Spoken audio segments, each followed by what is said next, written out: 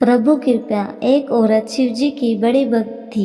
एक दिन रोटी बनाते बनाते ओम नमः शिवाय का जाप कर रही थी। अचानक धड़ाम से जोरों की आवाज आई और साथ में दर्दनाक चीख।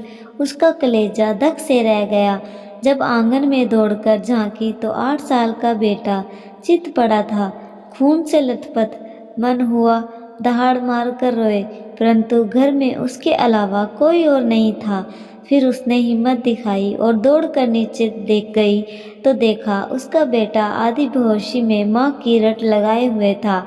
माँ की अंदर की ममता ने आंखों से आंसू निकालकर अपनी मौजूदगी का एहसास करवाया।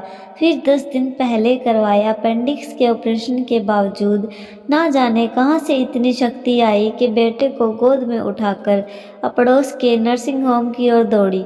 रास्ते भर भगवान को बरबर कोसती रही, बड़बड़ाती रही, भगवान क्या बिगाड़ा था मैंने तुम्हारा जो मेरे बच्चे को।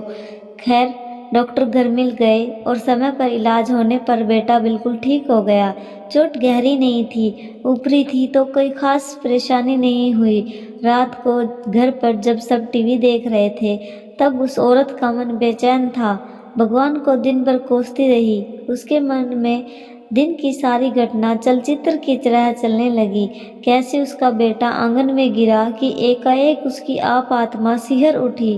कल ही तो पुराने पाइप का टुकड़ा आंगन से हटवाया है, ठीक उसी जगह था जहां बैठक गिरा था। अगर कल मिस्त्री ना आया होता।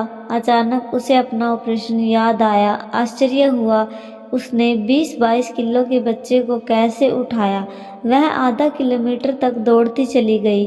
फिर उसे ख्याल आया कि डॉक्टर साहब तो 2 बजे तक ही रहते हैं और जब वह पहुंची तो 3:30 बजे रहे थे। उसके जाते ही तुरंत इलाज हुआ, मानो किसी ने उन्हें रोक रखा था।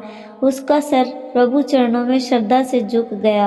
अब वह सारा खेल समझ चुकी थी। मन ही मन प्रभु से अपने शब्दों के लिए क्षमा मांगी।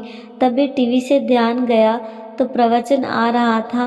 प्रभु कहते हैं, मैं तुम्हारे आने वाले संकट को नहीं रोक सकता, लेकिन तुम्हें इतनी शक्ति दे सकता हूँ कि तुम आसानी से उन्हें पार कर सको।